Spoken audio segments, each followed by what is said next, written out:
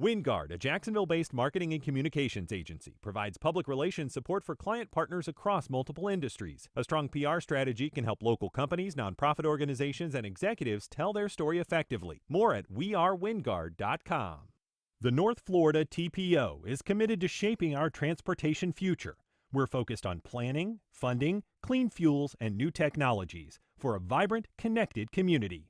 Learn more at northfloridatpo.com. Baptist Health is a proud supporter of First Coast Connect. Baptist Health, committed to building a healthier community for all of us. More info at 202-4YOU or baptistjacks.com. This is WJCT News 89.9 Jacksonville. Up next, national and local news from NPR and the WJCT News team.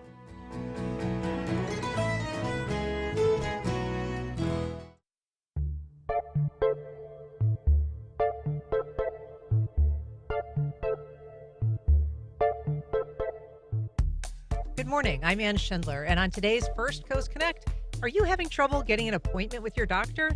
You're not alone. We talk about it with our own Dr. Joe Sirven in his monthly house call.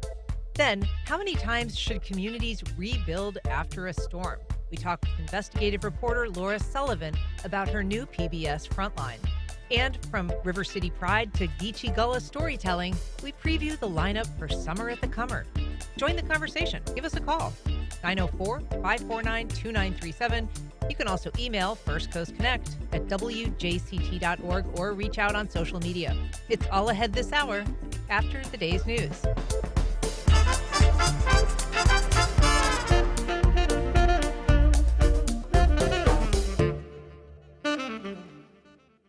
Live from NPR News in Washington, I'm Corva Coleman. Authorities in Boulder, Colorado have arrested a suspect in connection with yesterday's attack on a group of marchers holding a peaceful demonstration.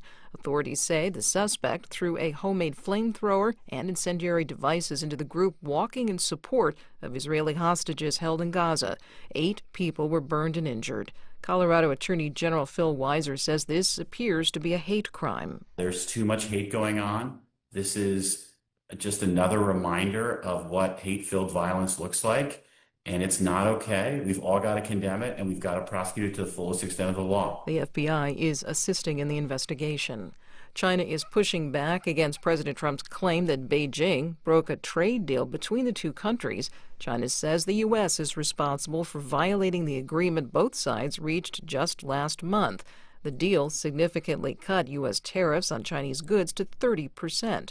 The White House still says President Trump and Chinese President Xi are set to talk. NPR's Luke Garrett has more. U.S. Treasury Secretary Scott Bessent says China is withholding critical rare earth metals. He tells CBS News that's a violation of last month's agreement to lower tariffs and give both countries 90 days to reach a trade deal. What China is doing is they are holding back products that are essential for the industrial supply chains. Bessent says he's not sure if this was intentional or not, but the two world leaders are set to discuss the matter. I am confident that when President Trump and Party Chairman Xi have a call, that this will be ironed out. National Economic Council Director Kevin Hassett tells ABC News that once this dispute with China is resolved, then trade deals with other countries can move forward.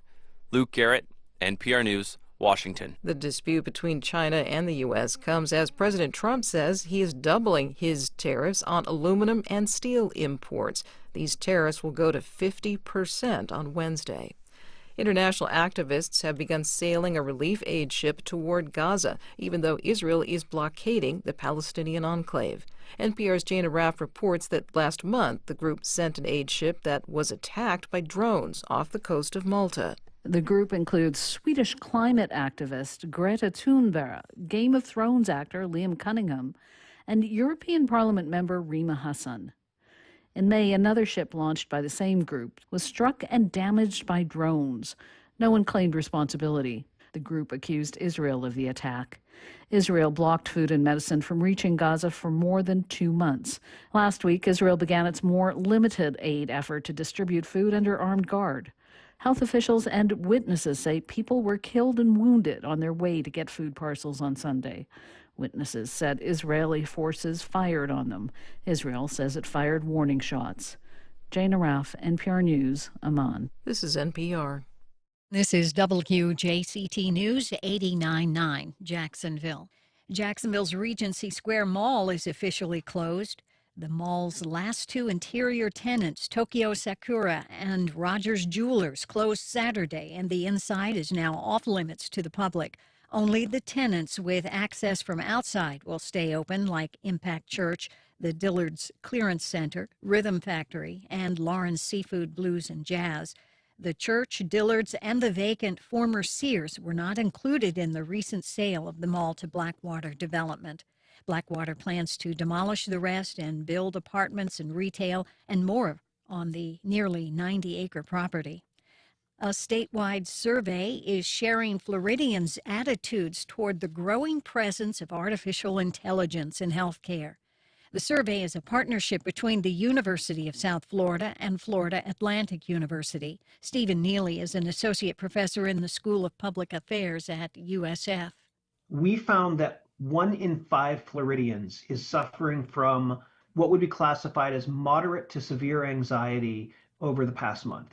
And more often than not, they don't talk about it. Respondents also had mixed opinions about the use of AI in the healthcare field. However, if given the choice, most say that they would rather seek out a human professional. Gradually becoming sunny for this afternoon with a high near 91 degrees. An overnight low of 72. I'm Michelle Coram. This is WJCT News. Support for NPR comes from NPR stations. Other contributors include Lilly Endowment, a private foundation supporting NPR's coverage of religion and spirituality, and Jarl and Pamela Mohn, focusing on civil liberties, foster youth, public radio, and the arts.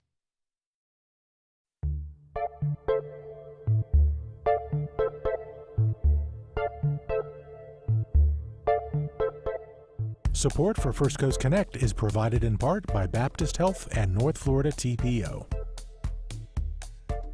Good morning. I'm Ann Schindler, and this is First Coast Connect.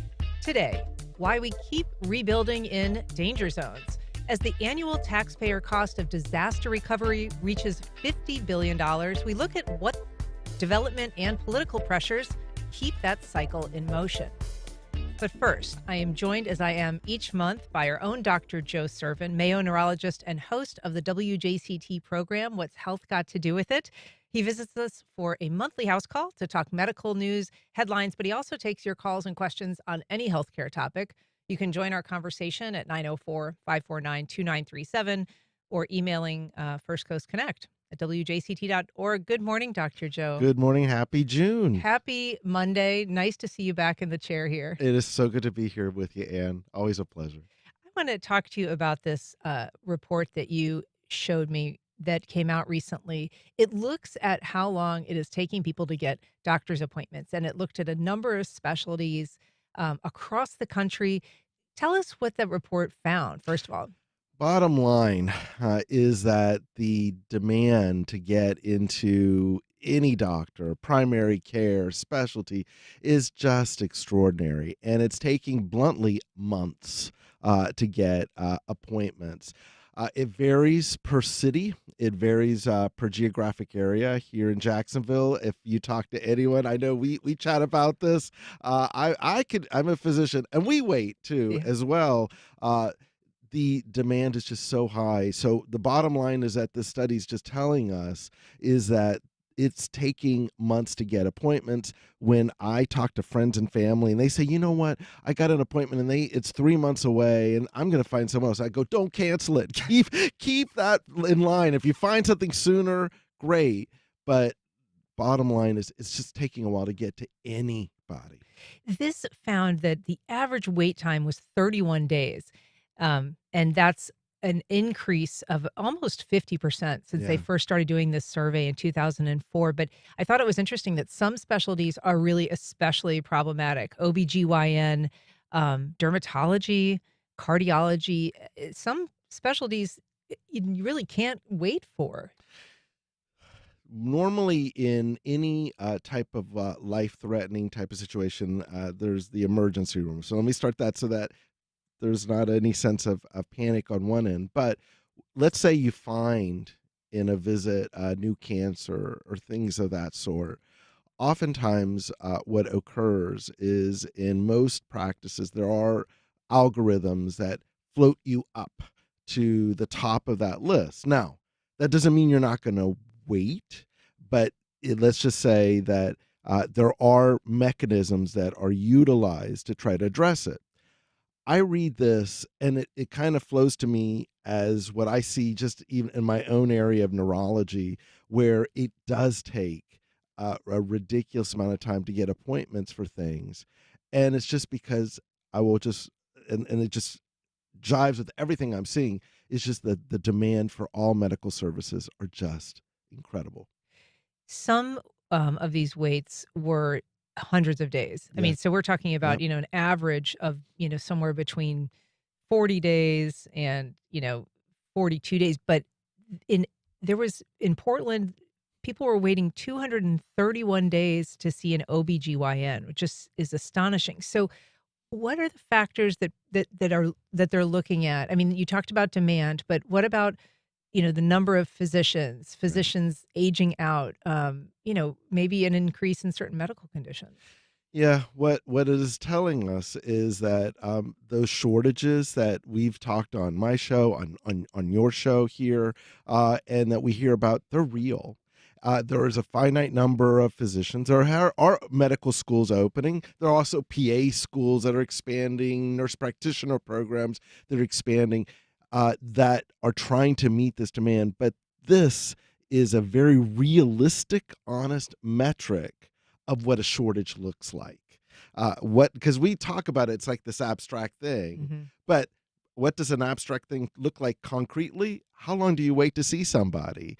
And when I hear that, especially the OBGYN in Oregon, that just tells me, oh my goodness, that's where you see problems with a very specific specialty, and perhaps all of the things that have been ongoing in reproductive health have frightened some people not to go into that specialty, and this is what it starts to look like. If you have a question for Dr. Joe Sirven, or if you've been waiting for a doctor's appointment, you can join our conversation. Give us a call at 904-549-2937 or email us at firstcoastconnect@wjct.org. One thing, Dr. Joe, that we hear a lot about is practice consolidation. What role does that play in delays in getting seen by a physician? Oftentimes, practice consolidation, what it should do, in theory, it should make things run more efficiently and open up more slots, especially if you run it in a way that's efficient and that can be maintained over time. But sometimes in those efficiencies, they say, we shouldn't have two offices, or we shouldn't have this or some extra site or something along those lines. And as a result, in those efficiencies, you lose appointment slots and things of that sort. So there's contraction even as they're sort of having more doctors available. Exactly. And there's all of these other sources, what you just brought out. Remember the burnout from COVID. Several people, and I know this from my own colleagues, they've elected not to do full-time practice. They want to combine it with something else. Every time you do those reductions, those are slots on a calendar that were used to see someone. And oftentimes when you have that, you have a group of physicians that are of a certain generation moving on to areas of retirement, looking to say, I don't really want to continue doing this. Again, it just translates into this. One thing that affected local patients here for months and months were these standoffs between insurance companies and providers. And we had a big, long battle between Florida Blue and Baptist. We had a big, long battle between UF Health and United Healthcare. And in that interim, people can't be seen by their regular physicians. They almost have to go find a new physician unless they want to wait that out. And so I would think that would add to this potential backlog. Yeah, any of these type of insurance battles are not helpful for anyone because ultimately that's getting into the world of payment, paychecks, things of that sort. And that starts to add into the equation of people who are seeing patients. Well, I don't want to, if there's not going to be, I know all physicians want to do their best or providers, but if there's no payment coming back for whatever, that is another incentive, and that kind of compounds all of this. Sure. Again, I look at this almost like as the final metric. Like if you see someone when you need to see them, when you want to see them. The bottom line, our valve, though, is the emergency room. But as we've talked about on this show as well, we can't start crowding those things out because this is how the system works. And we try to find that balance and equilibrium. Right. And I mean, I guess worst case scenario is that wait delays care that could be really important or even life saving. Absolutely. I mean, again, if you get into like finding a funny heart problem or a cancer, those are the type of things that have to kind of get addressed. And if you're not getting screened, this is why we see all those numbers kind of play out against us, if you will. The alternative there is to kind of rely more. I know Florida has been moving to try to rely more on health practitioners that aren't necessarily doctors, but physician assistants or nurse practitioners. Yeah, PAs or physician assistants or nurse practitioners are kind of helping to fill that void. But even in those situations and circumstances, there just aren't enough of these providers either, because there's only a finite number of programs and schools that are available for us. So as much as we want to kind of rely on that, the solution is that we have to figure out a way to make this be sustainable for everyone. But I look at this and go, Houston, we have a problem. We need to get this fixed. Right. We've got a call from Jessica in San Marco. Good morning, Jessica. Go ahead.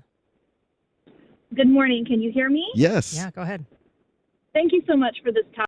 I had a question. I'm of the age now where several high school and college friends that I went to school with are physicians, and many of them are fleeing the country, definitely fleeing Florida, because they practice in specialties like OBGYNs where the political climate makes it impossible for them to deliver good care. They also don't want to be practicing in a country where they're held hostage to for-profit health insurance systems. That just kills their souls. And I know of many countries, especially in Europe, that are drastically changing their immigration policies to be able to recruit specialists in STEM, especially American doctors. That's where another issue is that I've seen my own providers leaving to go live in Germany, for example. And I'll take my answers off the air. Thanks, Jessica. Jessica, you brought up a great point. I just literally saw an article the other day. I forget which of the major websites was posting it, but about a very large exodus of American physicians to our friendly neighbor up north, to Canada, which is completely the opposite of what we have known for decades. Over the entire life of my career, it was the other way. Mm-hmm. The Canadian lines leaving for physicians to kind of come down here to the U.S. In that regard. What you're saying is absolutely true, Jessica. It's another piece of the puzzle, if you will. And yes, places like Germany and Britain and other locations suddenly look interesting, and they have a huge demand because they also have a generation of people who are retiring. And suddenly that, doesn't look so terrible to kind of go out there. So you're absolutely correct. Well, I do want to move on now to another topic, and I feel like it's almost like the RFK Jr. beat. And when I talk to you every month, there's sort of a new development with the Health and Human Services Secretary, Robert F. Kennedy Jr. And he's done a lot of controversial things since he took over. The last time you were on, we were discussing these threatening letters that a federal prosecutor had sent targeting some medical journals that he has criticized. But now he is proposing undercutting these medical journals in other ways, basically preventing federal researchers from publishing in the Journal of the American Medical Association, the New England Journal of Medicine, the Lancet, some of the most prestigious medical journals around. What would be the impact? Why would this be happening? The why, I think there's some element of this feels more like retributional.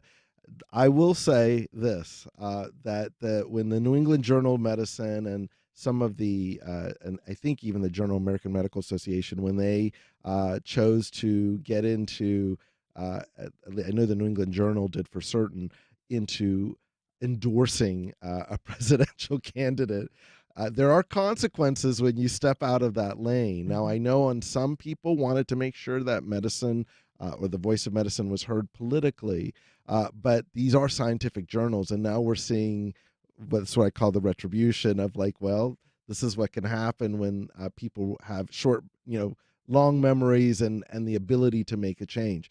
It's stunning to me because we're playing. This is where some of the truths come out. Is everything perfect about some of these journals and the peer review process? No, but you don't use a nuclear bomb to fix problems that can be adjusted, if you will.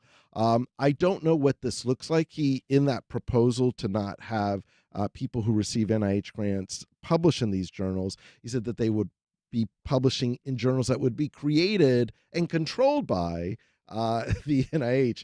That starts to sound somewhat concerning, because then someone could walk in and adjust what gets published or not.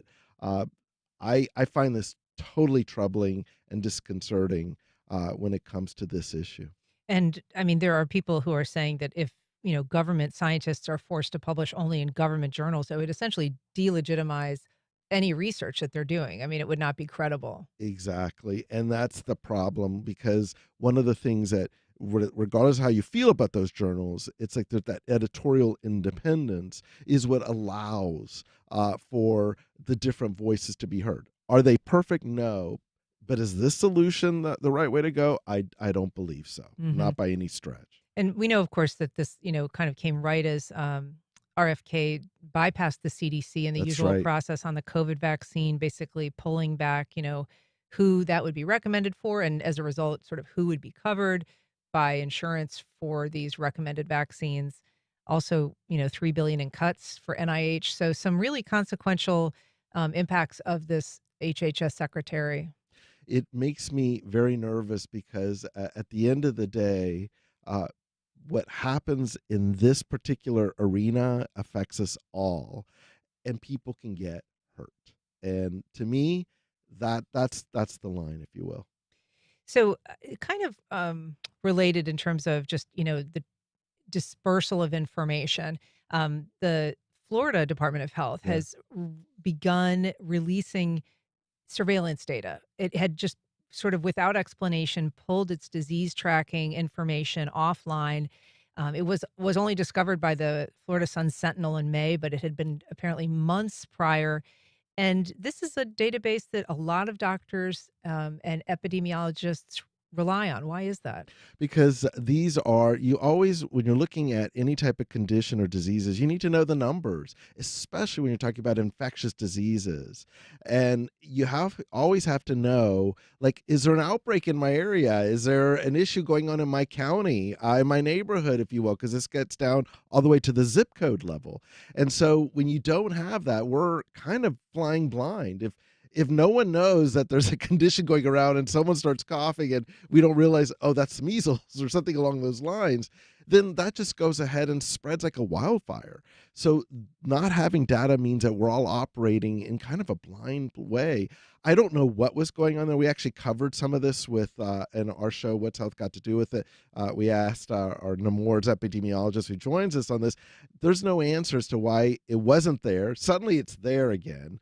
But it is a little on the odd side. Yeah, I mean, it does seem that it is part of sort of a continuing shift, perhaps by government agencies at the federal and state level from supporting or promoting vaccines. Because, of course, the things that tie right into the illness and the data tracker are things like measles, right? That's Exactly. a disease people are very concerned about right now, is almost entirely solvable, preventable with a vaccine. But there has been this pushback on vaccines. Exactly. And that's, I suspect, is one of the pieces of this. Again, there's been no explanation. It is now back up. Luckily, we're not hearing these reports of anything occurring. That's the good news in all of this. But it's always concerning, because when you don't have that information, you can't say it. I can't look you straight in the face and go, there's no problem here. This is the type of stuff that validates that we're okay. I want to switch to a lighter topic because there was a recent ranking that came out of the top 15 medical shows of all times. And I'm curious about this because, I know a lot of lawyers who watch, like lawyer courtroom procedural type shows. Are doctors generally big fans of the ERs and the pits and all of the shows that document or purport to sort of portray life inside that world? Well, and it depends on how honest that doctor wants to be with you, to be honest with you. So I'm gonna just say I am a junkie for this stuff. Yes, I work in this, but I love watching medical TV, mostly because it's an interesting thing to kind of see what's resonating or what's echoing back to me. And I've kind of my wife and I, she's a nurse, and she's also one that will go down this road with me. We love catching these dramas and either laughing or like being triggered by them, depending on the show. What is triggering, for instance? I will give you the one show that really hits me is The Pit on Max. Uh-huh. So this is where one season is 15 episodes. Each episode represents 1 hour of a shift in a fictional Pittsburgh emergency room that has the former star of ER in it. So by the end of the season, you've watched the full shift? Their full shift. Now, let me tell you that here's the unrealistic part. If I had survived 4 hours of this shift, I would not be practicing medicine by what I saw. I mean, it's like, who has a shift like that? But on the other hand, when you take it and look at it in pieces, it's incredibly resonating to what does a stretched health system look like and the folks who have to work it. Now, it's done in an emergency room, and so all of the issues that we talk about, from a measles outbreak to a shooting or something along those lines, you get to see it play out. It's, as I said, it's very hyper realistic and added for that extra drama, but it is pretty accurate in terms of the individual pieces to it. You could take an hour of that and sort of buy that was a single hour out of it, but perhaps not 15 in a row like that. All I know is that in one episode, I remember my wife and I watching an episode, and by the end of it, and none of us drink alcohol, wondering if there was anything in our liquor cabinet.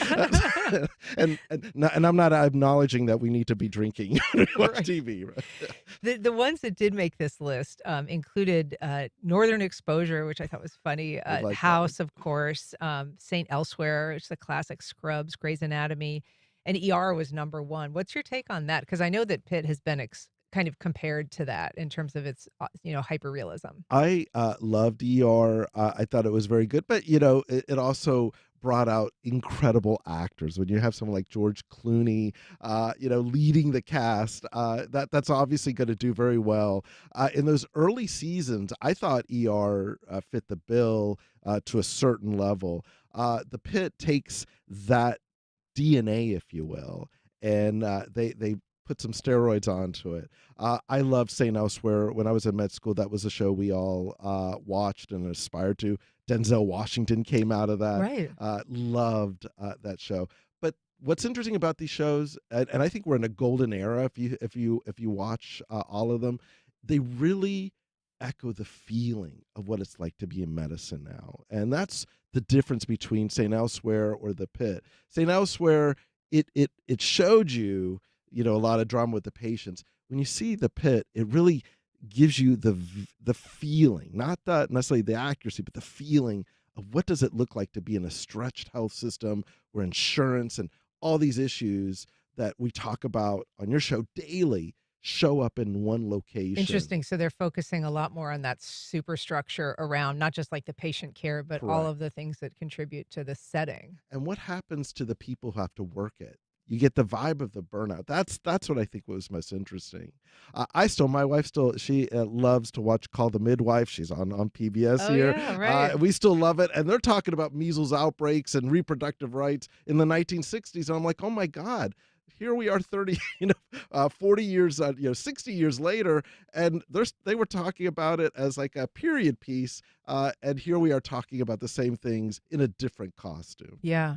I want to just briefly touch on something that you and I were talking about this morning. It was a study that was done by JAMA, the Journal of the American Medical Association, by someone I think that from your Exactly. Mayo world, but it offered some connection between people who had Parkinson's disease and the proximity in which they lived to golf courses. Yeah, this one was interesting. So this is a study that really talks about a correlation and not a causation. So something about the population of people who are playing in these golf courses or live near these golf courses have a higher rate of Parkinson's disease than not. So this is correlation. What we have to be very careful about is they did not establish a causation. Now, there are some things you could say. Well, is there something about how the pesticide use or whatever you use to keep golf courses affecting it?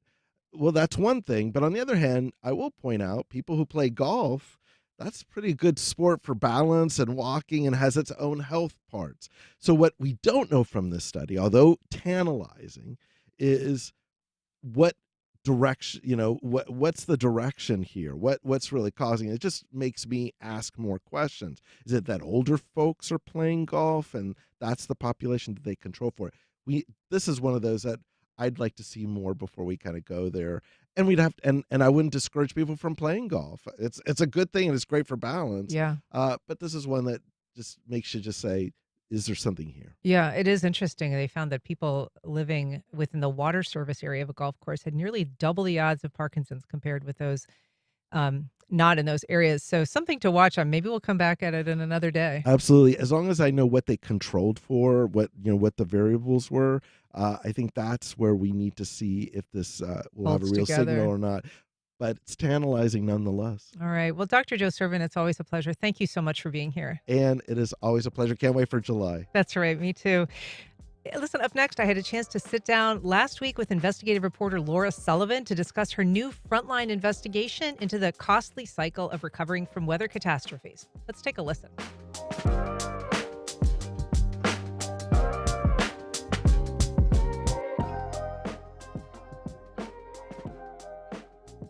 Welcome back.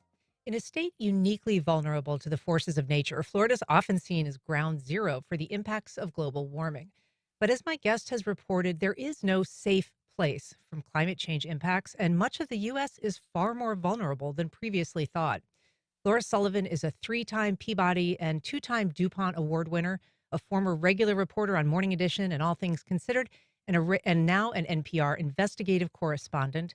Her latest project is the PBS Frontline documentary, Hurricane Helene's Deadly Warning. Laura Sullivan, thanks for joining us. Thanks so much for having me. So you visited the area of Appalachia hardest hit from Hurricane Helene right after the storm, and then you've continued to go back and visit. Is this storm different from the others that you've covered? Each storm seems to be in a different kind of space.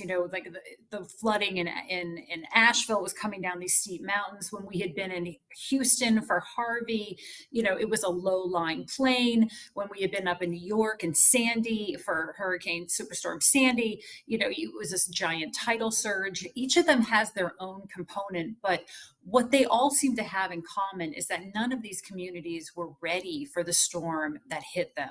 And none of them were able to, and none of us really can foresee how bad the impact these storms are going to have on the communities where they hit. A lot of what we've looked at is how difficult it is for communities to prepare for these storms, and in many ways, how bad a job we've done anticipating how disastrous these are going to be for communities. And you note in the Frontline, you spoke to somebody saying Asheville used to be the safe place. Literally, people were moving there because they believed it was immune from this kind of, climate change driven storm activity. But your investigation really found out something shocking in terms of the communities that are vulnerable that just aren't aware of that possibility. That's right. I mean, so many people told us I moved here to Asheville. I moved to the Western North Carolina because I wanted to get away from the threat of the oceans or the threat of wildfires or the threat of tornadoes. And I thought that I would be safe here. And they found that they were not. In so much of the research that we've done, you can see the increasing nature of the storms getting more significant, more severe as time passes. And some of these communities that thought they were safe are no longer safe. And what so many people told us is that there is no safe place to live anymore. Everything has a threat. And in North Carolina, especially in Western North Carolina, not only was it the flooding that came from the rivers, but it was the landslides, the mudslides that were taking down whole mountains. The tops of mountains were coming down on people and ended up killing, 23 people lost their lives in mudslides. So it was this deluge of rain that hung over the area for so long that created so much of this trauma for the people that live there. And so many of the way that communities have prepared for these storms has been insufficient. The federal government has tried to get people to build in different ways. Local communities sometimes try. Some states are doing better than others. But what we found in North Carolina was that a lot of these communities were building to older codes, to older standards, to older regulations, and were not prepared for this storm at all. And also relying on FEMA flood maps. You talk to experts that have looked at what portion of the community was actually impacted that is in a designated flood zone. And you found a really extraordinary disparity there. That's right. We found that only 2% of the community that was affected by Helene in Western North Carolina was actually mapped by FEMA in their flood zones. So this means that 98% of the community not only was out of luck when it came to flood insurance, but they also had spent the last half century as a community not building in a way, not being required to build in a way that might have helped them survive a storm better. And you see this nationally across the country as well. Some of the data that we looked at from a company called First Street found that 2 times as many Americans live in risky areas that are likely to flood in a storm, and have no idea that they even have that risk, let alone have built for that risk.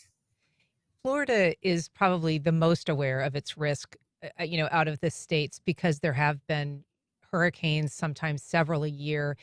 It's a low-lying state. It's surrounded by water, and people are generally cognizant of the fact that there are some climate change risks. Other than building codes and having that knowledge to prepare and perhaps build in a different way, how else are the people caught unaware when they're in one of these areas that isn't considered necessarily at risk? So Florida is one of the states that has done in recent years what most experts are saying, a remarkable job at updating its codes so that simple things like tying down the roofs and building the walls in such a way has made, and elevations have made the buildings withstand the storm so significantly that it's actually helping the state recover from the frequent disasters that Florida faces. A lot of people told us that some of the history of this was that Florida wasn't always so amenable to making changes to its building codes. But starting about 30 years ago, after storm after storm after storm, most people got on board. The pressure to not update building codes, to not build in a certain way, to not elevate homes is really coming from special interest groups like the Home Builders Lobby, who argue that this will make homes unaffordable for Americans. A lot of people on the other side said what this is doing is putting really vulnerable people in vulnerable places without the kind of house that might be able to protect them. Surely that has been a known influence in the state. Home Builders Lobby is very powerful in Florida. I think a lot of people look back at Hurricane Andrew as the genesis of a lot of those stricter building codes made necessary by disasters. But you talk to people in the political world too about the challenges of changing, for instance, flood zones, and why that can be daunting to someone that is looking to be elected or reelected, because essentially you're putting upon your constituency a whole other layer of responsibility. Now you have to get flood insurance, for instance. Now you have to pay for that. That's correct. And it's a very difficult thing, we found, for politicians to embrace the idea of having updated flood maps, updated flood zones, because it means that there's a whole new group of people who will now have to get flood insurance if they have a federally backed mortgage. That can be an extra expense for people. I think on the other side, a lot of communities are saying, we need this because we need to be able to recover when the storm hits. A lot of communities depend on that money, especially for homeowners, to be able to rebuild when the storm hits. So communities have joined this program, and they want to see, a lot of communities like Houston want to see their flood maps actually reflect the risk. There are other communities like New York, which has fought for a decade. They have not wanted to update their flood maps after Sandy. They said it was going to be too expensive for the homeowners who were going to have to buy insurance. It's a difficult debate because if people are not in risky areas, are not buying flood insurance or buying into that program, which is affordable compared to the damages that it faces, that means that taxpayers will pick up the bill for helping that community recover. So there's a number of people who told us that we are not properly pricing risk in this country, and we're allowing people to live in risky areas but not pay the bill for that. We're talking about the technical aspects of your reporting. You also did a lot of reporting on the ground with people who were very personally impacted by this storm, including people who lost family members. You interviewed one woman whose husband, Omar, died in the flood waters. A neighbor actually had video of his home being washed away. He did. It was so tragic for so many weeks, and for all those months we spent in North Carolina to talk to the actual impact, to people facing the actual impact of these storms. It's sometimes easier to hear the number, to hear the statistic, and not realize that people are dying in terrible, horrible ways in these storms, that they should not have had to die in the first place or die in that manner. Zubila Shafiq's husband, Omar, was trapped in the balcony of his apartment building. The entire building that he was in was swept into this surge of 26 feet of water.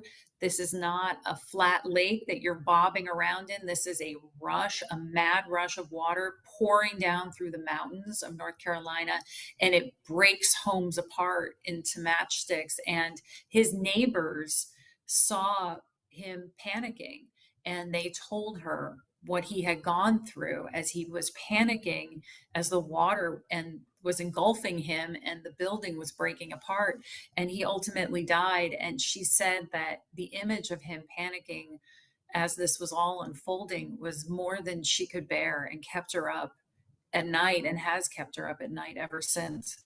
Yeah, she said she thought of it every night trying to sleep. It's just astonishing. And yet you went back to that same community, they're rebuilding.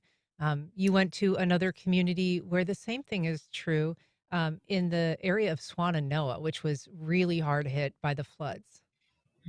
Swannanoa was leveled by just this incredible wall of water that came down from the mountains. And we went to a trailer home park where a couple had lived just about 50 or 60 feet from the river's edge. They were only elevated a couple feet.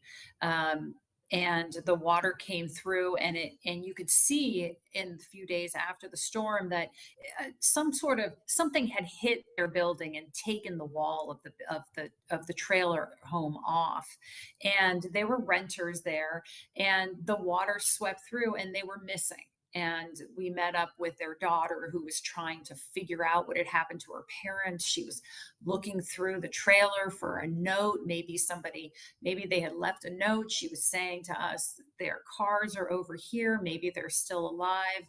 And the more time she spent in the trailer, and she saw that the watermark was so high on the trailer wall, and knowing that her parents couldn't swim, even if they could swim, these are sort of white water rapids outside their building.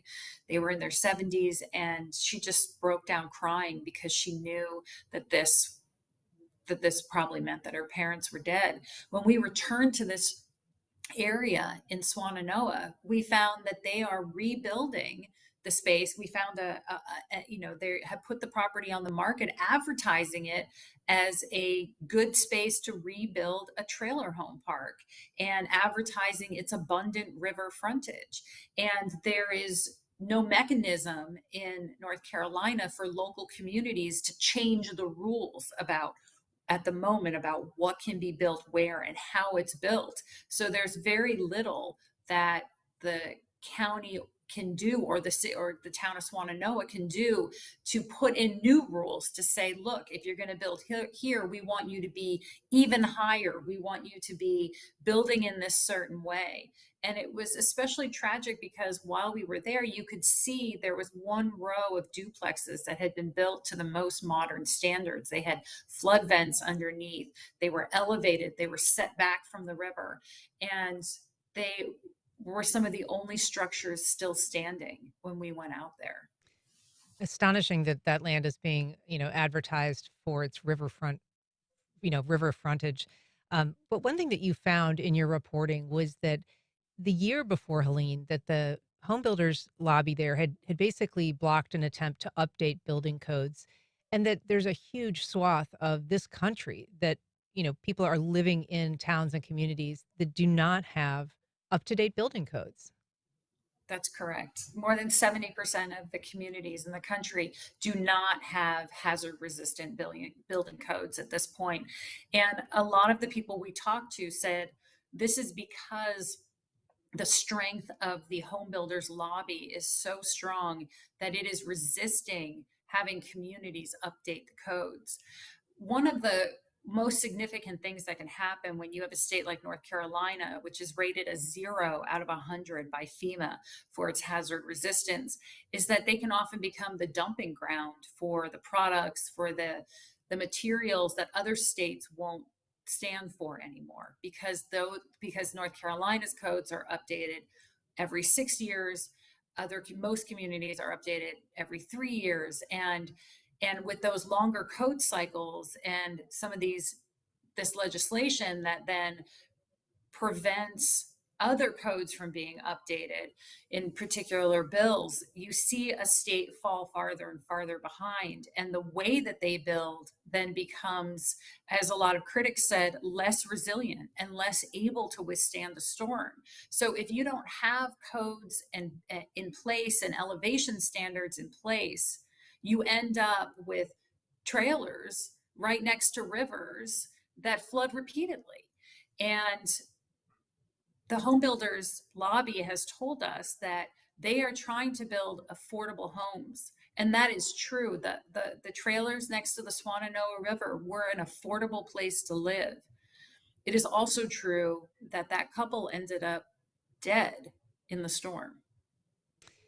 So it is, when you're looking at places like New Jersey, like Texas, like the mountains of, Asheville and in North Carolina, it's clear that there aren't safe places, and nobody knows who is next when it comes to this kind of devastating impact. But your reporting makes clear that this is not a problem that's going away. That's true. And we saw communities tackle it in very different ways. When we went up to New York, this was a place that was really, everybody was on the same page with building codes and standards. And they said, you know what, we're going to get out of the way of water. The floods are going to come, so we're going to get out of the way. So they launched into a years-long effort to buy people out, have taxpayers buy out the properties in these dangerous areas and move them away. They ended up buying out more than 500 homes in Staten Island. And in doing that, everybody thought this was going to be a fantastic success story. But when we got there, we saw a lot of sort of desolate neighborhoods where half the people had left and half the people had stayed, and some of them had elevated and some had done nothing at all. And they, people in the neighborhoods called it the jack-o'-lantern effect, after the teeth of the jack-o'-lantern. And now that it's been 13 years since Sandy, there's a real movement in these communities to rebuild on the lots that taxpayers purchased and were supposed to be returned to wetlands. So it never turned out to be the vision that was initially promised all those years ago. And in Houston, they tackled it a different way. They decided they were going to build their way out of the water. They were going to do huge and enormous infrastructure projects. And we got there and we found out that these very expensive projects were only providing incremental change. And most of the officials there told us that if Harvey happened tomorrow, it would flood exactly the same. It is terrific reporting. Laura Sullivan is an NPR investigative correspondent. Her latest project is the PBS Frontline documentary, Hurricane Helene's Deadly Warning. You can find links to it on the WJCT website. Laura Sullivan, thank you so much for being here. Thank you so much for having me.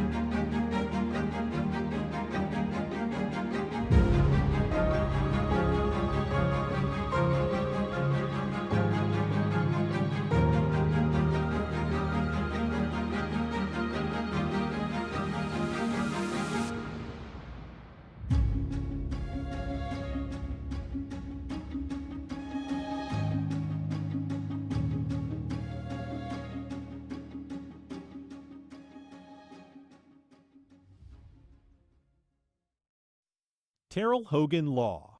I'm Wayne Hogan. Lawsuits involving strokes are complicated and require a special understanding of these life-changing events. More at terrellhoganlaw.com. Florida State University is a preeminent institution. FSU license plates support scholarships for deserving students who enrich and contribute to our state and nation. Gifts for first-time buyers are online at fsu.edu/mytag. Lucy, I'm home. For decades, kids in St. Louis County caught crawdads in Coldwater Creek. They made mud pies and went swimming and were exposed to nuclear waste. If you live in North County, you can see the effects of this waste on the health and well-being of the community. The little-known story of how St. Louis, Missouri became the dumping ground for nuclear waste generated by the Manhattan Project. That's on the next On Point. Today at 11, here on WJCT News 89.9.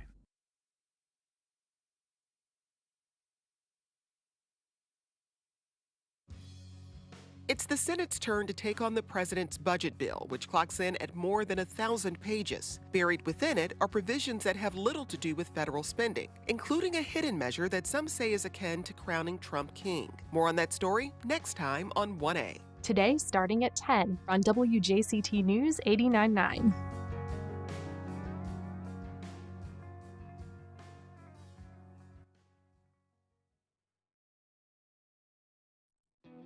Well, sometimes I go out by myself and I look across the water.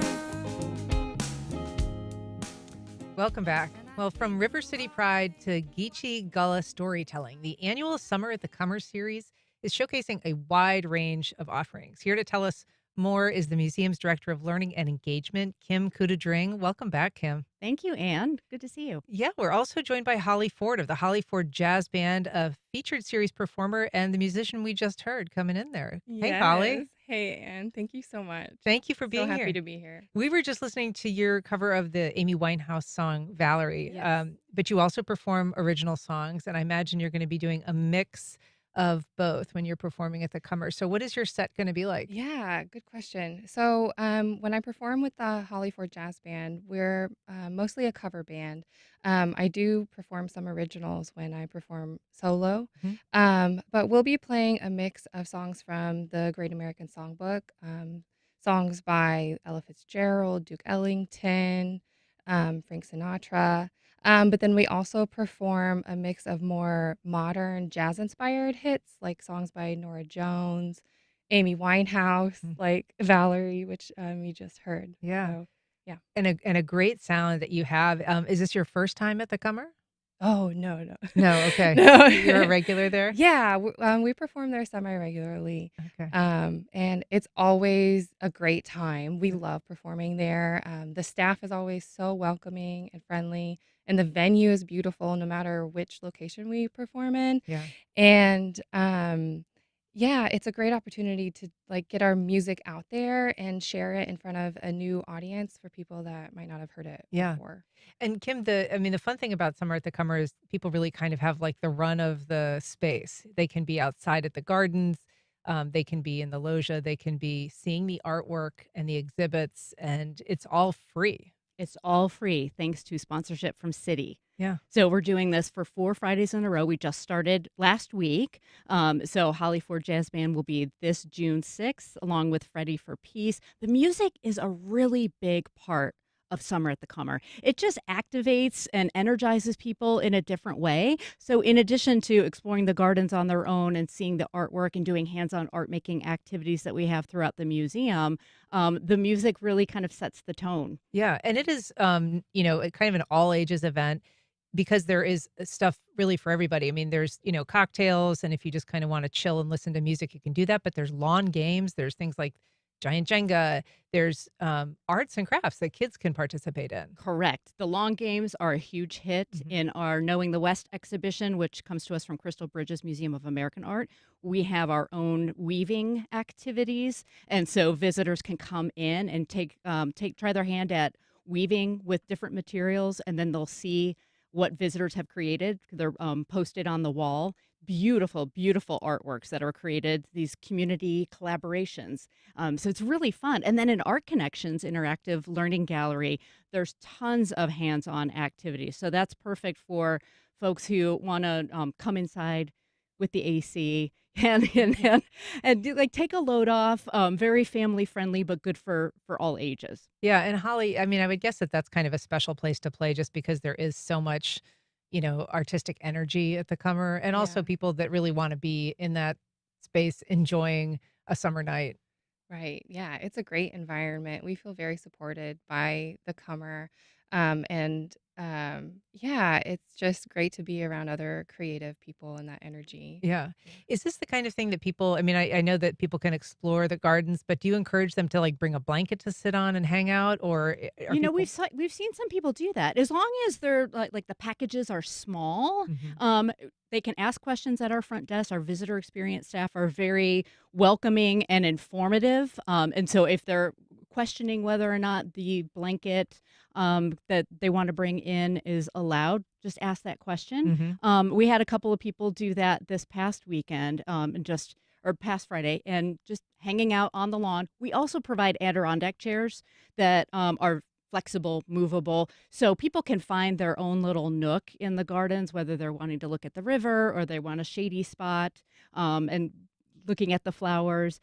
So there really is something for everyone. And then with the additional food and beverage options that we have available from the Comer Cafe, which is operated by Chef's Garden. Yeah, people can get like a picnic if they want. They can get some food that is themed on different nights, and they don't have pre-order picnics, but you can order at the cafe or in the loggia and then take that outside. So people are ordering charcuterie boards, sandwiches, things like that are really easy for them to carry and then hang out outside or eat in the cafe or on the cafe patio. Yeah, and great food at the cafe always. So, delicious. We didn't get to it, but there is on June 13th, this Gullah Geechee storytelling and musical experience will be super cool. Kim Kudadring and Holly Ford, have a great Friday. Thanks so much for coming on. Thank you so much. Thanks for having us. All right, we're going to listen to a little more Holly Ford on the way out here, and that's our program. Thank you for listening. If you have questions or comments, you can send either to First Coast Connect at WJCT.org. And if you missed anything, you can catch our rebroadcast at 8 o'clock tonight, or you can find our entire archive at WJCT.org or your favorite podcast platform. The executive producer of First Coast Connect is David Luckin. Our show is produced by Stacey Bennett and directed by Brady Coram. And our theme music is performed by Club de Belugas. Join us tomorrow when we explore what a new poll by the University of North Florida tells us about how the First Coast is thinking about politics. I'm Ann Schindler. You've been listening to First Coast Connect on WJCT News 89.9. Support for First Coast Connect is provided by Baptist Health and the North Florida TPO. Baptist Health is a proud supporter of First Coast Connect. Baptist Health, committed to building a healthier community for all of us. More info at 202-4YOU or baptistjacks.com. The North Florida TPO is dedicated to transportation planning, funding, clean fuels, and new technologies for a vibrant, resilient, and connected region. More information available at northfloridatpo.com. Tidbits, family owned and operated since 1985, offers dine-in, catering, delivery, and takeout at Bay Meadows, Hendricks, and Mandarin locations. Menu items include fresh sandwiches, salads, and soups, open Monday through Saturday. Online ordering and menu at clarastidbits.com. This is WJCT